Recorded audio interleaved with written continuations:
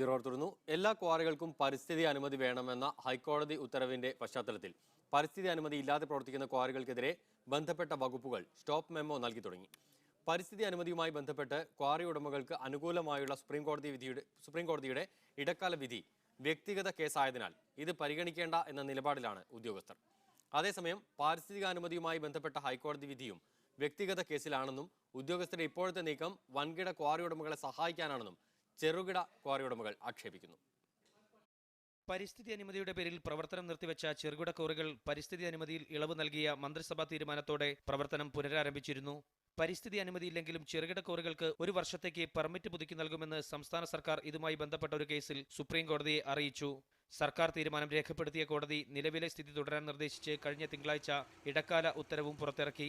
എന്നാൽ അന്നേ ദിവസം തന്നെയാണ് ചെറുകിട ക്വാറികൾക്ക് പാരിസ്ഥിതികാനുമതി നിർബന്ധമാക്കി ഹൈക്കോടതി ഉത്തരവ് പുറപ്പെടുവിച്ചത്.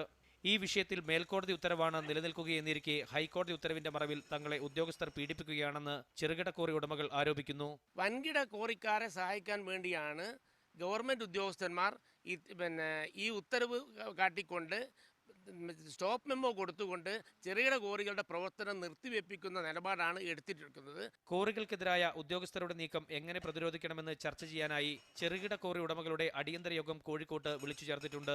പാരിസ്ഥിതിക അനുമതിയുമായി ബന്ധപ്പെട്ട 2 കോടതി വിധികളുടെയും അടിസ്ഥാനത്തിൽ സർക്കാർ വ്യക്തമായ ഉത്തരവ് പുറപ്പെടുവിക്കണമെന്നാണ് ചെറുകിട ക്വാറി ഉടമകളുടെ ആവശ്യം. ജയേഷ് രാഘവൻ, മീഡിയ 1 കോഴിക്കോട്. ഈ വിഷയത്തോട് പ്രതികരിക്കാൻ ചെറുകിട ക്വാറി ഉടമകളായ ചന്ദ്രമോഹൻ, ബാബു എന്നിവർ ചേരുന്നുണ്ട്. ഒപ്പം വൻകിട ക്വാറി ഉടമയുടെ പ്രതിനിധിയായി സൈനുദ്ദീനുണ്ട്. ഹരീഷ് വാസുദേവൻ, പരിസ്ഥിതി പ്രവർത്തകൻ, MKS മേനോൻ, സുപ്രീംകോടതി അഭിഭാഷകൻ എന്നിവർ ഈ ചർച്ചയിൽ പങ്കുചേരുന്നു. ആദ്യം ശ്രീ ചന്ദ്രമോഹനിലേക്ക്. ശ്രീ ചന്ദ്രമോഹൻ, എപ്പോഴാണ് നോട്ടീസ് കിട്ടിയത് ക്വാറിയുടെ പ്രവർത്തനം പൂർണ്ണമായി നിർത്തിവെക്കുന്നതിനുള്ള സ്റ്റോപ്പ് മെമ്മോ? എനിക്ക് നോട്ടീസ് കിട്ടിയതല്ല. എനിക്ക് എൻ്റെ ക്വാറി 9/12 എനിക്ക് പെർമിറ്റ് തീരേണ്ടത്. ഞാൻ കഴിഞ്ഞ 15 തന്നെ 1000 രൂപ അടച്ച് പെർമിറ്റ് അപേക്ഷിച്ചിരുന്നു. അപേക്ഷിച്ചപ്പോൾ 7-ാം തീയതി തരാമെന്ന് പറഞ്ഞാണ്. അന്ന് ഈ ജിയോയിസ്റ്റ് ശബരിമലയ്ക്ക് പോയതുകൊണ്ട് 9-ാം തീയതി വരാൻ പറഞ്ഞു. 9-ാം തീയതി വന്നപ്പോൾ അവർ പറയുന്നത് നിങ്ങൾ സ്റ്റോപ്പ് മെമ്മോ തരാൻ പറഞ്ഞിട്ടുണ്ട്, നിങ്ങൾക്ക് പെർമിറ്റ് പുതുക്കി തരാൻ പറ്റില്ല എന്ന്. അതാണ് ഉണ്ടായത് ശരിക്കും. അപ്പോൾ ഇപ്പോൾ പ്രവർത്തനം നിലച്ചു. അതിന് ചൂണ്ടിക്കാട്ടുന്നത് ഈ ഹൈക്കോടതി വിധി തന്നെയാണ്. ഈ ഹൈക്കോടതി വിധി തന്നെയാണ് അതിന് ചൂണ്ടിക്കാണിക്കുന്ന കാരണം. അതെ, അതാണ് പറഞ്ഞിട്ടാണ് DM ഇയാളെ വിളിച്ചു പറഞ്ഞു എന്നാ പറയുന്നത്. നിങ്ങൾക്ക് സ്റ്റോപ്പ് മെമ്മോ തരാൻ പറഞ്ഞിരിക്കുന്നത്, നിങ്ങൾക്ക് പെർമിറ്റ് പുതുക്കി തരണ്ടെന്ന് പറഞ്ഞിരിക്കുന്നതാണെന്ന് പറയുന്നത്. അത് തന്നിട്ടൊന്നുമില്ല, നമുക്ക് കിട്ടിയിട്ടില്ലല്ലോ. കിട്ടിയെങ്കിലേ മുന്നോട്ട് പോകാൻ പറ്റുള്ളൂ. 9-ാം തീയതി തീർന്നതാണ് ശരിക്കും പറഞ്ഞത്. 7-ാം തീയതി തരാമെന്നും പറഞ്ഞാണ്. അദ്ദേഹം ഇല്ലാത്തതുകൊണ്ടാണ് 9-ാം തീയതി വരാൻ പറഞ്ഞു. 9-ാം തീയതി ചെന്നപ്പോഴാണ് ഈ സംഭവം ഇങ്ങനെയാണെന്ന് പറയുന്നത്. ഓക്കെ, വ്യക്തമാണ്. ശ്രീ ബാബു, എന്താണ് നിങ്ങളുടെ ആരോപണം? യഥാർത്ഥത്തിൽ വൻകിട ക്വാറികളെ സഹായിക്കാനാണ് ഇത് എന്ന് ആരോപിക്കുന്നത് എന്ത് അടിസ്ഥാനത്തിലാണ്? ഹൈക്കോടതി വിധി എന്നത് ഒരു യാഥാർത്ഥ്യമല്ലേ?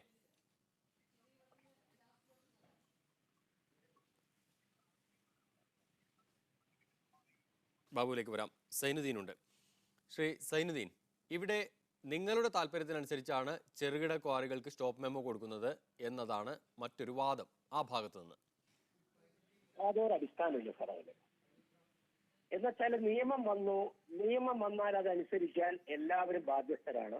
പക്ഷെ അതത് പ്രദേശങ്ങളെ പരിഗണിച്ച് വേണ്ടിയിരുന്ന ഒരു നിയമം വരാൻ സുപ്രീം കോടതിയോ കേന്ദ്ര നിയമങ്ങളൊക്കെ എടുക്കുമ്പോൾ അവർ ചില നിർദ്ദേശങ്ങൾ, ഉദാഹരണത്തിന് ഈ 8 ഗൈഡ് ലൈൻ വെച്ചോണ്ടുള്ള ഒരു വിധിയാണ് ദീപകുമാർ വിധിയിലുണ്ടായത്. 8 ഗൈഡ് ലൈൻ വെച്ചിട്ട് അതിൽ പറഞ്ഞു അത് ഉൾക്കൊണ്ടുകൊണ്ട് സംസ്ഥാനങ്ങളിൽ നിയമം നിർമ്മിക്കണം. നിയമം നിർമ്മിക്കാൻ കേരള സംസ്ഥാന സർക്കാർ ഒരല്പം വൈകി. എങ്കിലും 7/2/2015 കേരള സർക്കാർ നിയമം ഉണ്ടാക്കി. 27/3/2015 ഹൈക്കോടതി വിധിയിൽ തന്നെ അതിനെപ്പറ്റി പറഞ്ഞിരിക്കുന്നു. നിയമം കേരള സർക്കാർ നിർമ്മിച്ചതോടെ സുപ്രീം കോടതി വിധി it has come to an end എന്ന് തന്നെ പറഞ്ഞു. അപ്പൊ സുപ്രീം കോടതി വിധിയിൽ ഈ നിയമം ക്ലിയർ ആണ്. പക്ഷെ അതില് കേരളത്തിനെ സംബന്ധിച്ചിടത്തോളം അതിന്റെ പ്രത്യേകത, ഭൂമിയുടെ കിടപ്പിന്റെ പ്രത്യേകത അനുസരിച്ചിട്ടുള്ള ഒരു നിയമനിർമ്മാണമാണ് വേണ്ടിയിരുന്നത്. അതാണ് ഈ 1 ഹെക്ടറും 5 ഹെക്ടറും ഒക്കെ വന്നത്. സ്വാഭാവികമായും 5 ഹെക്ടറിന് താഴെയുള്ളതിന് വേണ്ട എന്ന് കേന്ദ്ര നിയമം ഉണ്ടായിരുന്നെങ്കിലും ഒരു ഓഫീസ് മെമ്മോ മുഖേന അത് 5 ഹെക്ടറിനും താഴെ വേണം എന്നൊരു അബദ്ധം അതിനുണ്ടായി. അത് പ്രാദേശികമായി അതിനെ മറികടക്കാവുന്നതേ ഉള്ളൂ കേരള സംസ്ഥാന ഗവൺമെന്റ് പോലുള്ളവർക്ക്. തിരിച്ചു വരാൻ താങ്കളിലേക്ക് ഹരീഷ് വാസുദേവനുമുണ്ട്, MKS മേനോനുമുണ്ട്. സുപ്രീം കോടതി അഭിഭാഷകനാണ് ശ്രീ MKS മേനോൻ. ശ്രീ MKS മേനോൻ, ഒരേ ദിവസം തന്നെയാണ് രണ്ട് വിധിയും വന്നത്. ഒന്ന് ഹൈക്കോടതിയുടെ വിധി, മറ്റേത് സുപ്രീം കോടതിയുടെ ഒരു ഇടക്കാല വിധി. അത് തന്നെ ക്വാറിയുടെ കാര്യത്തിൽ ചില വലിയ ആശയക്കുഴപ്പങ്ങളാണ് ഉണ്ടായത്. രണ്ടും പരസ്പര വിരുദ്ധമെന്ന് തോന്നാവുന്ന രീതിയിലുള്ള വിധികൾ വരികയും ചെയ്തു. ഇവിടെ എന്തെങ്കിലും തരത്തിലുള്ള സങ്കീർണതകൾ ഉണ്ടോ ഇക്കാര്യത്തിൽ? ഏത് നിലപാടാണ് ഇപ്പോൾ ഉദ്യോഗസ്ഥർ സ്വീകരിക്കേണ്ടത് ചെറുകിട ക്വാറികളുടെ കാര്യത്തിൽ?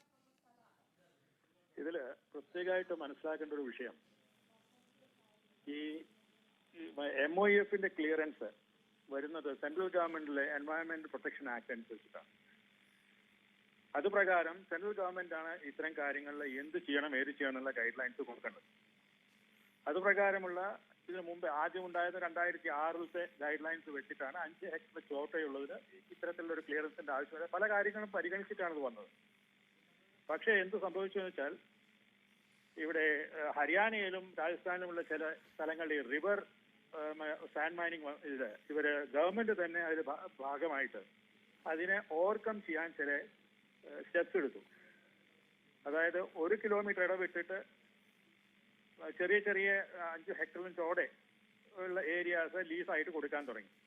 ഇതിനെയാണ് ദീപക് കുമാറിൽ ചാലഞ്ച് ചെയ്തത്. അപ്പോൾ അതിന്റെ ഫാക്ച്വൽ മെട്രിക്സ് എന്ന് പറഞ്ഞാൽ അത് മാത്രമേ ഉള്ളൂ. പക്ഷെ അതിന്റെ കൂടെ തന്നെ മൈനിങ് ആക്ടിന്റെ റൂൾസും അതിൽ കൺസിഡർ ചെയ്തു. കാരണം സെക്ഷൻ 15 വെച്ചിട്ട് mines and development regulation act അനുസരിച്ചിട്ട് സെക്ഷൻ 15 വെച്ചുകൊണ്ടിട്ട് government rules, state government rules frame ചെയ്യണം. ആ റൂൾസ് പല സംഗതികളും, കാരണം മൈനിങ് പ്ലാൻ അങ്ങനെയുള്ള പല കാര്യങ്ങളും ഉൾക്കൊണ്ടുകൊണ്ടിട്ട് അത് ചെയ്യണം. ഈ രണ്ട് കാര്യങ്ങളും ഒപ്പം സുപ്രീം കോടതി കൺസിഡർ ചെയ്തു. അപ്പം ഇവര് കൊടുത്തിരിക്കുന്നതായിരിക്കും 2010 അവരുടെ സജഷൻസും 2011 അവർ കൊടുത്തിരിക്കുന്ന അഫിഡവിറ്റിന്റെയും ബേസ് ചെയ്തുകൊണ്ട് കോടതി പറഞ്ഞു പുതിയ റൂൾസ് ഫ്രെയിം ചെയ്യണം. അത് ഈ മൈനിങ് പ്ലാൻസ് കാര്യങ്ങളെല്ലാം കൺസിഡർ ചെയ്തുകൊണ്ടിട്ടുള്ള പുതുതായിട്ടുള്ള വരണം. പക്ഷേ എൻവയോൺമെന്റൽ ക്ലിയറൻസിന്റെ ആസ്പെക്ട് ആ പെർട്ടിക്കുലർ കേസിൽ വരുന്നത് ഈ larger area, homogeneous areas cut ചെയ്തിട്ട് സ്മോളർ പീസസ് ആക്കുന്നതിന് എതിരായിട്ടായിരുന്നു.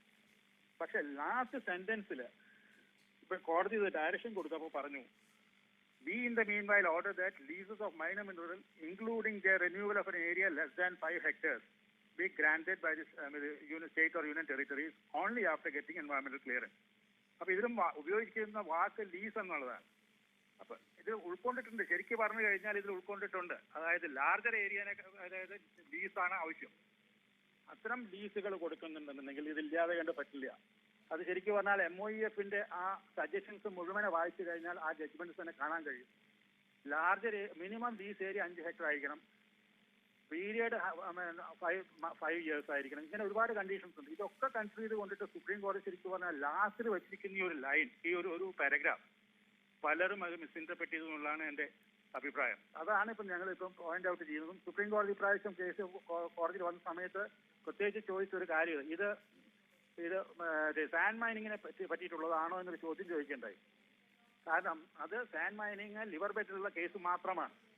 പക്ഷെ അതിന്റെ കൂടെ ഈ framing of the rules by state also രണ്ട് എനാക്ട്മെന്റ് ആണ്.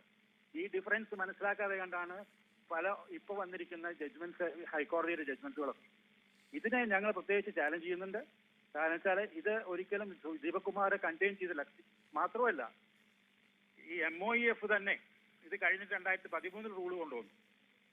ആ റൂളും ദീപക് കുമാർ ഇങ്ങനെയാണ് പറഞ്ഞത് എന്ന് മനസ്സിലാക്കിക്കൊണ്ടുള്ള റൂളാണ്. യെസ്, ശ്രീ MKS മേനോൻ, ഞാൻ ഇടപെടുന്നു. ശ്രീ ഹരീഷ് വാസുദേവൻ, ഞാൻ അദ്ദേഹത്തിന് വിശദീകരിക്കാൻ സമയം കൊടുത്തത് ആ കേസിന്റെ വ്യക്തതയ്ക്ക് വേണ്ടിയാണ്, എല്ലാവർക്കും വ്യക്തമാവുന്നതിന് വേണ്ടിയാണ്. ഈ കാര്യത്തിൽ ഇപ്പോൾ ഹൈക്കോടതി വിധി അനുസരിച്ചുകൊണ്ട് ചെറുകിട ക്വാറികളുടെ പ്രവർത്തനത്തിൽ ഇടപെടുന്നതിനെ എങ്ങനെ കാണുന്നു? ആ ചെറുകിട ക്വാറി ഉടമകളുടെ ആരോപണത്തിൽ എത്രമാത്രം അടിസ്ഥാനവും കഴമ്പുമുണ്ട്? ആരോപണം രാഷ്ട്രീയമായ ഒരു ആരോപണമാണ്. അത് അതിനുള്ള മറുപടി വൻകിട ക്വാറി ഉടമകൾ പറയട്ടെ. ഞാൻ ഇതിന്റെ ലീഗാലിറ്റി പറയാം. ഇതുമായി ബന്ധപ്പെട്ട കേസുകളിൽ ഹൈക്കോടതിയിൽ ഹാജരാകുന്ന അഭിഭാഷകൻ എന്നുള്ള നിലയ്ക്ക് എന്താണ് ഹൈക്കോടതിയിലും സുപ്രീം കോടതിയിലും നടന്നത് എന്നുള്ളത് ആളുകളെ വ്യക്തമായി അറിയിക്കേണ്ട ഒരു ഉത്തരവാദിത്വം കൂടിയുള്ള മാധ്യമങ്ങൾ തന്നെ ഇതിനകത്ത് വലിയൊരു തെറ്റിദ്ധാരണ വരുത്തിയിട്ടുണ്ട്. 2 വ്യത്യസ്ത തരത്തിലുള്ള വിധികൾ വന്നു എന്നാണ് ആ തെറ്റിദ്ധാരണ. അത് വാസ്തവമല്ല. കാരണം രാവിലെ ഈ കേസ് എടുക്കുമ്പോൾ സുപ്രീം കോടതിയിൽ 2 ക്വാറികളുമായി ബന്ധപ്പെട്ട കേസുകളിൽ മാത്രമാണ് അപ്പീൽ ഫയൽ ചെയ്യപ്പെട്ടിരിക്കുന്നത്. ആ 2 ഇൻഡിവിജ്വൽ കേസസാണ്. ആ കേസ് ഫയൽ ചെയ്തപ്പോൾ സുപ്രീം കോടതിയിൽ അത് അടുത്ത ദിവസത്തേക്ക് മാറ്റിവെച്ചപ്പോൾ പ്രത്യേകിച്ച് ആ 2 ക്വാറികളുടെ കാര്യത്തിൽ സ്റ്റാറ്റസ് കോ ഓർഡർ ചെയ്തു. സ്റ്റാറ്റസ് കോ എന്ന് പറയുന്നത് ഇപ്പോഴുള്ള സ്ഥിതി തുടരുക, status co in between parties എന്നാണ് പറഞ്ഞിരിക്കുന്നത്. അപ്പൊ ഈ status co in between parties പറഞ്ഞപ്പോൾ ഗവൺമെന്റ് ഓഫ് കേരളയുടെ അഡ്വക്കേറ്റ് അങ്ങോട്ട് സബ്മിറ്റ് ചെയ്തു, അങ്ങോട്ട് കയറി പറഞ്ഞതാണ് ഈ സ്റ്റാറ്റസ് കോ നിലനിൽക്കുമ്പോൾ ഞങ്ങൾക്ക് പുതുക്കി നൽകാനുള്ള അനുമതി നൽകണം, നിങ്ങൾ പുതുക്കി നൽകിക്കോളാം എന്ന് പറഞ്ഞു. കോടതി അത് റെക്കോർഡ് ചെയ്തു, അല്ലാതെ ഒരു തരത്തിലുള്ള ഉത്തരവും കോടതി പറഞ്ഞില്ല, അത് റെക്കോർഡ് ചെയ്തു. എന്നാൽ 11:30 ഈ സംഭവം സുപ്രീം കോടതിയിൽ നടക്കുമ്പോൾ സർക്കാരിന് അത് പുതുക്കി നൽകാനുള്ള ഉത്തരവ് പുറപ്പെടുവിക്കാനുള്ള അധികാരം ഉണ്ടായിരുന്നു. ഉച്ചയ്ക്ക് 1:45 ഹൈക്കോടതി അങ്ങനെയുള്ള ഇളവ് അനുവദിക്കാനുള്ള അധികാരം സർക്കാരിനില്ല എന്ന് പറയുകയും റൂൾ 12 പ്രൊവൈസോ സ്ട്രക്ക് ഡൗൺ ചെയ്യുകയും ചെയ്തു. അത് കോൺസ്റ്റിറ്റ്യൂഷണൽ വിരുദ്ധമാണ് എന്ന് പറഞ്ഞ് സ്ട്രക്ക് ഡൗൺ ചെയ്തു. അപ്പൊ സ്വാഭാവികമായിട്ടും ഇനി സർക്കാരിന് ഏതെങ്കിലും ഒരു ക്വാറിക്ക് ലൈസൻസ് എൻവയോൺമെന്റ് ക്ലിയറൻസ് ഇല്ലാതെ പുതുക്കി നൽകാൻ കഴിയില്ല. കാരണം റൂൾ 12 പ്രൊവൈസോ നിലവിലില്ല. അത് ഹൈക്കോടതി സബ്സിക്വന്റ് ആയിട്ട് സ്ട്രക്ക് ഡൗൺ ചെയ്തു. അതുകൊണ്ട് സുപ്രീം കോടതിയിലെ 2 ക്വാറികളുടെ കാര്യത്തിൽ സ്റ്റാറ്റസ് കോ പാലിക്കണം, ബാക്കിയുള്ള ക്വാറികളുടെ കാര്യത്തിൽ ഹൈക്കോടതിയുടെ വിധി നടപ്പാക്കണം. ഇത് വളരെ ക്ലിയർ ആണ്, ആരെങ്കിലും മറിച്ച് പറയുമെന്ന് എനിക്ക് തോന്നുന്നില്ല. അതുകൊണ്ട് തന്നെ ഹൈക്കോടതി വിധി നടപ്പാക്കാൻ സർക്കാർ ബാധ്യതപ്പെട്ടവരാണ്, അവരത് ചെയ്യുകയും ചെയ്യും. ഹൈക്കോടതി ഒരു കാര്യം കൂടി പറഞ്ഞു, ഏതെങ്കിലും പെർമിറ്റ് ക്വാറികൾക്ക് എൻവയോൺമെന്റ് ക്ലിയറൻസ് ഇല്ലാതെ പുതുക്കി കൊടുത്തിട്ടുണ്ടെങ്കിൽ അവ അടിയന്തരമായി നിർത്തിവെക്കണം എന്നും പറഞ്ഞിട്ടുണ്ട്. ഹരീഷ്, ഞാൻ തിരിച്ചു വരാം. ഹരീഷ് വാസുദേവനും MKS മേനോനും അത് വളരെ കൃത്യമായി തന്നെ വിശദീകരിച്ചു. ഹരീഷ് വാസുദേവൻ വിശദീകരിച്ചതോടുകൂടി അതിലെ ആശയക്കുഴപ്പവും നീങ്ങിക്കാണുമെന്ന് പ്രതീക്ഷിക്കുന്നു. ശ്രീ ബാബു. ഹരീഷ് വാസുദേവൻ്റെത് വളരെ വിചിത്രമായ വാദഗതിയാണ്. അദ്ദേഹം സംസാരിക്കുന്നത് കേരളത്തിലെ വൻകിട കോറി ഉടമകൾക്ക് വേണ്ടിയാണ്. അത് വളരെ അദ്ദേഹം സംസാരത്തിൽ വ്യക്തമാകും. ആ കേരളത്തിലെ പരിസ്ഥിതി അനുമതി എന്ന് പറയുന്നത് തന്നെ പരിസ്ഥിതി വിരുദ്ധമാണ്. കേരളത്തിലെ ചെറിയ ഷോർട്ട് ടൈം പെർമിറ്റ് കോറികളെ കുറിച്ച് സർക്കാർ NGT അഫിഡവിറ്റിൽ പറയുന്നത് ഷോർട്ട് ടൈം പെർമിറ്റ് കോറികൾ എക്കോ ഫ്രണ്ട്ലി എന്നാണ്. അങ്ങനെയെങ്കിൽ എക്കോ ഫ്രണ്ട്ലി എന്ന പരിസ്ഥിതി സൗഹൃദങ്ങളായ ചെറുകിട കോറികൾ പ്രവർത്തിക്കാൻ ആവശ്യമായ സാഹചര്യം ഉണ്ടാക്കുകയും അതിനാവശ്യമായ നിയമനിർമ്മാണം ഉണ്ടാക്കുകയും വൻകിട കോറികൾക്ക് കടുത്ത നിയന്ത്രണം ഏർപ്പെടുത്തുകയാണ് ചെയ്യേണ്ടത്. അതിന് പരിസ്ഥിതി അനുമതി എന്നത് കേരളത്തിൽ 65ഓളം ആളുകൾക്ക് മാത്രമേ പരിസ്ഥിതി അനുമതി ലഭിച്ചിട്ടുള്ളൂ. ആ 65ഓളം കോറികൾ 22 വ്യക്തികളുടെ കൈകളിലാണ്. ആ 65 കോറികൾ അനധികൃതമായി സമ്പാദിച്ച ലൈസൻസ് ആണ്.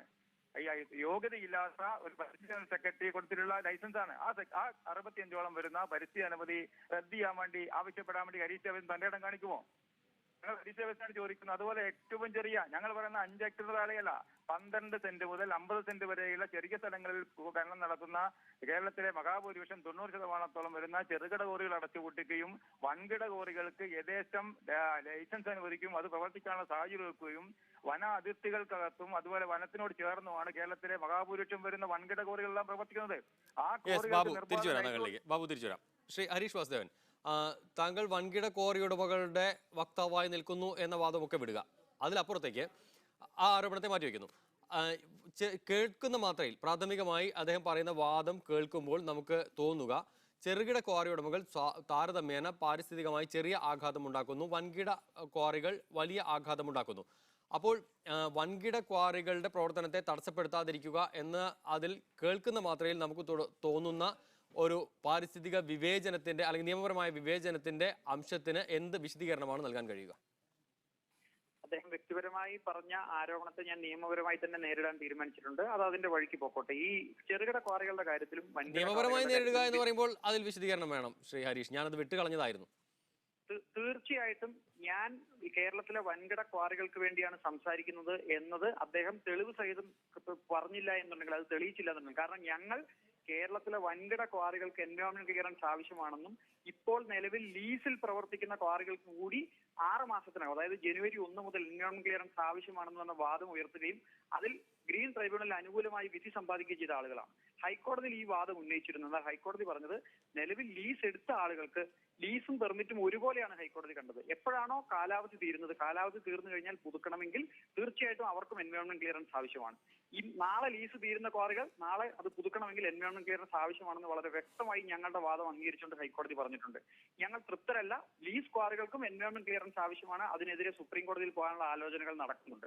അതുകൊണ്ട് ലീസ് ക്വാറികൾക്ക് വേണ്ടിയാണ് സംസാരിക്കുന്നതെന്ന വാദം അദ്ദേഹം മറിച്ച് തെളിയിക്കാത്ത പക്ഷം അദ്ദേഹത്തിനെതിരെ മാനനഷ്ടം ഉൾപ്പെടെയുള്ള നടപടികളുമായി ഞാൻ മുമ്പോട്ട് പോകും. എന്റെ വാദം ഇപ്പൊ അതുമായി മാറ്റി നമ്മൾ പ്രൈവറ്റ് ആയിട്ടുള്ള പ്രശ്നങ്ങൾ മാറ്റി നിർത്താം. കേരളത്തിൽ ചെറുകിട ക്വാറികൾ അല്ല ശ്രീ ഹരീഷ് വാസുദേവൻ ആ വാദം താങ്കൾ ഉന്നയിച്ച സ്ഥിതിക്ക് തൽക്കാലം അവിടെ നിൽക്കട്ടെ. ഞാൻ ബാബുവിലേക്ക് പോകുന്നു. ശ്രീ ബാബു, ഹരീഷ് വാസുദേവൻ പറഞ്ഞത് കേട്ടല്ലോ. ഹലോ, ഹരീഷ് വാസുദേവൻ പറഞ്ഞത് കേട്ടല്ലോ. നിയമപരമായി തന്നെ അതിനെ നേരിടും. അദ്ദേഹത്തെ ഞാൻ വെല്ലുവിളിക്കുകയാണ്. കേരളത്തിലെ 2 തരത്തിലാണ് കോറികൾ പ്രവർത്തിക്കുന്നത്. ഒന്ന്, സ്വകാര്യ ഭൂമികളിൽ പ്രവർത്തിക്കുന്ന ഷോർട്ട് ടൈം പെർമിറ്റ് കോറികൾ, അത് പെർമിറ്റ് കോറികളാണ്. അതല്ല ഞാൻ ചോദിക്കുന്നത്. അദ്ദേഹം പറഞ്ഞതുപോലെ വൻകിട ക്വാറി ഉടമകൾക്ക് വേണ്ടി അദ്ദേഹം നിലകൊള്ളുന്നു എന്ന് പറയുന്നതിന് തെളിവുണ്ടോ? അദ്ദേഹം ചെറുകിട കോറികൾക്ക് പരിസ്ഥിതി അനുമതി നിർബന്ധമാണ് നിരന്തരമായി വാദിക്കുന്നതിന് പിന്നിലെ ചേതവുകാരൻ ഞങ്ങൾക്ക് എത്ര ചോദിച്ചിട്ട് മനസ്സിലാവുന്നില്ല. ചെറുകിട കോറികൾക്ക് മനസ്സിലാവുന്നില്ല എന്നാണോ, അതിൽ താല്പര്യമുണ്ടോ എന്നാണോ? അത് രണ്ടാണ് ശ്രീ ബാബു. സ്വകാര്യ പെർമിറ്റ് കോറികൾക്ക് പരിസ്ഥിതി അനുമതി വേണമെന്ന് അദ്ദേഹം ഒരു ലീഗൽ അഡ്വൈസർ, അതൊരു അഡ്വക്കേറ്റ് ആണ്. ഈ അദ്ദേഹത്തിന് നിയമം അറിയാം. രണ്ടാണ് ശ്രീ ബാബു.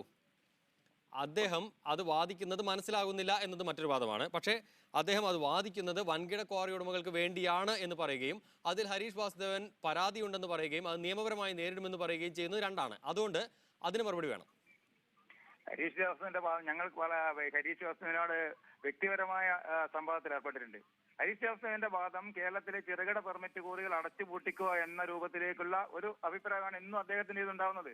ഞങ്ങളത് വളരെ ലീഗലായി നിയമത്തിൽ പറഞ്ഞിട്ടുള്ള സുപ്രീം കോടതിയോ NGT പറഞ്ഞിട്ടുള്ള എല്ലാ നിയമങ്ങളും അദ്ദേഹത്തെ ബോധ്യപ്പെടുത്തിയിട്ട് പോലും അദ്ദേഹത്തിന്റെ വ്യൂവിലാണ് കാര്യങ്ങളെ നിർവഹിക്കുന്നത്. കാരണം ഞങ്ങൾ ഇപ്പോഴും വീണ്ടും പറയുന്നു, ഹരീഷ് വാസുദേവൻ ഉൾപ്പെടെയുള്ള ഒരു വിഭാഗം പരിസ്ഥിതി പ്രവർത്തകർ, ഒരു വിഭാഗം കപട പരിസ്ഥിതിവാദികൾ ഈ ബോധപൂർവം കേരളത്തിലെ ചെറുകിട പെർമിറ്റ് കോറികൾ അടച്ചുപൂട്ടിച്ചുകൊണ്ട് വൻകിട കോറികൾക്ക് അനുകൂലമായ നിലപാടെടുക്കുകയാണ്. അതെന്താണ്? സാമ്പത്തികമായ താല്പര്യമാണോ നിങ്ങൾ ആരോപിക്കുന്നത്? ഹലോ, സാമ്പത്തികമായ എന്തെങ്കിലും താല്പര്യമാണോ നിങ്ങൾ ആരോപിക്കുന്നത്? എന്നൊന്നും ഞാൻ പറഞ്ഞിട്ടില്ല. അതെന്തായാലും കാലം തെളിയിക്കട്ടെ, ചർച്ച നടക്കട്ടെ. എന്തായാലും ഇന്നല്ലെങ്കിൽ നാളെ ഞാനൊരു കാര്യം ചോദിക്കട്ടെ, ഹരീഷ് വാസുദേവൻ, ഞാൻ ഒരു കാര്യം ചോദിക്കട്ടെ. കേരളത്തിലെ പരിസ്ഥിതിക്ക് വേണ്ടി വിദേശ രാജ്യങ്ങളിൽ നിന്നും വരുന്ന കോടിക്കണക്കിന് രൂപയുടെ കണക്ക് ഗാഡ്ഗിൽ കമ്മിറ്റി റിപ്പോർട്ട് ഗാഡ്ഗിൽ സമിതി അംഗമായ N. വെങ്കയ്യ അദ്ദേഹം ഉൾപ്പെടെയുള്ള ട്രസ്റ്റ് കോടിക്കണക്കിന് രൂപയാണ് വിദേശത്തു നിന്നും പരിസ്ഥിതിയുടെ പേരിൽ വാങ്ങിക്കൊണ്ടിരിക്കുന്നത്. ഞാൻ ചോദിക്കട്ടെ, ഹരീഷ് വാസുദേവന്റെ അഭിപ്രായം എന്താണ്? കേരളത്തിലെ പരിസ്ഥിതി സംരക്ഷിക്കാൻ വേണ്ടിയിട്ടാണോ? ഈ കേരളത്തിലെ പരിസ്ഥിതിക്ക് വേണ്ടി നാളിതുവരെ കേരളത്തിലെ പരിസ്ഥിതിക്ക് ഒരു മരം പോലും വെച്ചുപിടിപ്പിക്കാൻ തയ്യാറാകാത്ത ആളുകൾ ചാനലിനകത്ത് കയറിയും കോടതിക്കകത്തുമാണ് പരിസ്ഥിതി പ്രവർത്തനം നടത്തുന്നത്. അദ്ദേഹം പുറത്തേക്ക് ഇറങ്ങട്ടെ, പരിസ്ഥിതി പ്രവർത്തകനാകട്ടെ. ശ്രീ ബാബു, ചിലപ്പോൾ കോടതിക്കകത്ത് യുദ്ധം ചെയ്യേണ്ടി വരില്ലേ? അതൊക്കെ വേറെ കാര്യം. ശ്രീ ഹരീഷ് വാസുദേവൻ അദ്ദേഹം എന്തായാലും നേരത്തെ പറഞ്ഞ വാദത്തിൽ നിന്ന് അല്പം പിന്മാറിയിട്ടുണ്ടെന്ന് തോന്നുന്നു. എങ്കിലും ചില ആരോപണങ്ങൾ അവിടെ നിലനിൽക്കുകയും ചെയ്യുന്നു. ഇനി അതിന് വിശദീകരണം നൽകണമെങ്കിൽ താങ്കൾക്ക് നൽകാം, അല്ലെങ്കിൽ വസ്തുത വിശദീകരിക്കാം. എനിക്കെതിരായി തീർച്ചയായിട്ടും ഒരു ക്വാറി ഉടമ, അതും കേരളത്തിൽ നിയമവിരുദ്ധമായി 2 വർഷം ക്വാറി പ്രവർത്തിക്കാൻ സർക്കാരുമായി സഹായിച്ച് പ്രവർത്തിച്ച ഒരു ക്വാറി ഉടമയുടെ സർട്ടിഫിക്കറ്റ് എന്തായാലും കേരളത്തിലെ പരിസ്ഥിതി പ്രവർത്തനത്തിന് എനിക്ക് വേണ്ട. അതുകൊണ്ട് ഞാൻ അത് നിയമപരമായി വഴിക്ക് വിടുന്നു, ഞാൻ അതിന്റെ വഴിക്ക് പോകും. ഞാൻ പറഞ്ഞു വന്നത്, കേന്ദ്ര സർക്കാർ 18/5/2012 ഒരു ഉത്തരവ് പുറപ്പെടുവിക്കുന്നുണ്ട്. ആ ഉത്തരവിൽ വളരെ കൃത്യമായി പറയുന്നു, minor minerals less than 5 hectare require prior environment clearance. ഈ മൈനർ മിനറൽസ് എന്നതിൽ പാറ ഉൾപ്പെടെയുള്ള എല്ലാ വിഭവങ്ങളും പെടും. അപ്പോൾ 18/5/2012 കേന്ദ്ര സർക്കാർ പരിസ്ഥിതി നിയമപ്രകാരം ഇറക്കിയ ഒരു ഉത്തരവിനെ സംസ്ഥാന സർക്കാരിന് ചട്ടം കൊണ്ടുവന്ന് മറികടക്കാനാകുമോ എന്ന നിയമപരമായ ചോദ്യമാണ് ഹൈക്കോടതി അഡ്രസ് ചെയ്തത്. ആ അഡ്രസ് ചെയ്തപ്പോൾ ഹൈക്കോടതി പറഞ്ഞു, കേന്ദ്ര സർക്കാർ ഒരു ഉത്തരവ് പുറപ്പെടുവിക്കുകയും അതിന് വിരുദ്ധമായി സംസ്ഥാന സർക്കാർ ചട്ടം പുറത്തിറക്കുകയും ചെയ്താൽ കേന്ദ്ര സർക്കാരിന്റെ ഉത്തരവിനാണ് നിലനിൽപ്പ്. കാരണം എൻവയോൺമെന്റ് നിയമത്തിൽ ഇളവ് നൽകാൻ സംസ്ഥാനങ്ങൾക്ക് അധികാരമില്ല. അങ്ങനെ ഉണ്ടെങ്കിൽ നാളെ ആറന്മുള വിമാനത്താവളമോ മറ്റേതെങ്കിലും ഒരു പ്രോജക്റ്റുകളോ എൻവയോൺമെന്റ് ക്ലിയറൻസ് വേണ്ട എന്ന് കേരളം ഉത്തരവിറക്കിയാൽ മതിയല്ലോ. അങ്ങനെയല്ല, കേരളത്തിന് അതിനുള്ള അധികാരമില്ല എന്ന് തന്നെയാണ് പറഞ്ഞത്. അതുകൊണ്ടാണ് വാസ്തവത്തിൽ ഇത് സ്ട്രക്ക് ഡൗൺ ചെയ്ത് പോയത്. അതുകൊണ്ട് ഞാൻ പറയുന്നു, ആവർത്തിച്ച് പറയുന്നു, ലീസ് ക്വാറികളെന്നോ പെർമിറ്റ് ക്വാറികളെന്നോ വ്യത്യാസമില്ലാതെ എൻവയോൺമെന്റ് ക്ലിയറൻസ് എന്ന് പറയുന്നത് ഒരു മാൻഡേറ്ററി ആയി വന്നിട്ടുള്ള സംഗതിയാണ്. അതിൽ തന്നെ 2 വ്യത്യസ്ത നിയമപരമായ അഡ്രസ് നിലനിൽക്കുന്നുണ്ട്. അതായത് ഗ്രീൻ ട്രൈബ്യൂണലിന്റെ, ദേശീയ ഹരിത ട്രൈബ്യൂണലിന്റെ പ്രിൻസിപ്പൽ ബെഞ്ച് തന്നെ എല്ലാ ലീസ് ക്വാറികൾക്കും ഇനി എൻവയോൺമെന്റ് ക്ലിയറൻസ് നിർബന്ധമാണ് എന്ന് വിധിച്ചിട്ടുണ്ട്. ഹൈക്കോടതി ആവട്ടെ, ഇത് പുതുക്കുന്ന വേളയിൽ നിങ്ങൾ ഇനി എൻവയോൺമെന്റ് ക്ലിയറൻസ് എടുക്കണമെന്ന് പറഞ്ഞിട്ടുണ്ട്. ഇനി എൻവയോൺമെന്റ് ക്ലിയറൻസ് നമുക്ക് മാറ്റി നിർത്തിയാൽ പോലും ചെറുകിട ക്വാറികളും വൻകിട ക്വാറികളും എല്ലാം തന്നെ അപ്രൂവ്ഡ് മൈനിങ് പ്ലാനും അപ്രൂവ്ഡ് ക്ലോഷർ പ്ലാനും ഉപയോഗിച്ച് മാത്രമേ പ്രവർത്തിക്കാവൂ എന്ന് ദീപക് കുമാറിന്റെ ജഡ്ജ്മെന്റിലുണ്ട്. കേരളത്തിലെ ഒരു പെർമിറ്റ് ക്വാറികൾക്കും അപ്രൂവ്ഡ് മൈനിങ് പ്ലാൻ ഇല്ല. നേരത്തെ എന്നോട് ചോദിച്ച ചോദ്യമുണ്ട്, യുക്തിസഹമായി ചെറുകിട ക്വാറികൾ ചെറിയ എൻവയോൺമെന്റൽ ഇമ്പാക്ട് അല്ലേ ഉണ്ടാക്കുന്നു? ഇതിന്റെ എണ്ണം കൂടുതലാണെങ്കിൽ തീർച്ചയായിട്ടും അത് വൻകിട ക്വാറികൾ ഉണ്ടാക്കുന്ന ഇമ്പാക്ട് ഉണ്ടാക്കും. രണ്ടാമത്തെ സംഗതി, മൈൻ ക്ലോഷർ പ്ലാൻ എന്ന് പറയുന്നത് ഒരു ഏരിയ മൈൻ ചെയ്ത് കഴിഞ്ഞാൽ ആ മൈനിങ് ചെയ്ത സ്ഥലം പൂർവ്വസ്ഥിതിയിലാക്കുന്നതിന് വേണ്ടിയുള്ള ഒരു ക്ലോഷർ പ്ലാൻ ആണ്. ശാസ്ത്രീയമായി ഇപ്പോഴുള്ള നാഷണൽ മൈനിങ് ആക്ട് അനുസരിച്ചുള്ള എല്ലാവിധ ശാസ്ത്രീയമായ സംവിധാനങ്ങൾ കൊണ്ടുവന്നാലും 5 ഹെക്ടറിൽ താഴെ പ്രവർത്തിക്കുന്ന ചെതറിക്കിടക്കുന്ന മൈനിങ് പ്രോസസ്സുകൾ അതത് പ്രദേശത്തുള്ള 500 മീറ്ററിനകത്തുള്ള ആളുകൾക്ക് വലിയ പാരിസ്ഥിതികാഘാതം ഉണ്ടാക്കുമെന്ന് സെൻട്രൽ ആക്ടിലും നമുക്ക് അതിന്റെ ഗൈഡ് ലൈൻസ് വായിച്ചു നോക്കിയാൽ ശ്രീ ഹരീഷ് വാസുദേവൻ വ്യക്തമാണ്. മനസ്സിലാവും. സമയപരിമിതി മൂലം ഇടപെടുന്നു. വളരെ നന്ദി ശ്രീ ഹരീഷ് വാസുദേവൻ, ശ്രീ MKS മേനോൻ, ശ്രീ ബാബു, ചന്ദ്രമോഹൻ, സൈനുദ്ദീൻ ഈ ചർച്ചയിൽ പങ്കെടുത്തതിന്.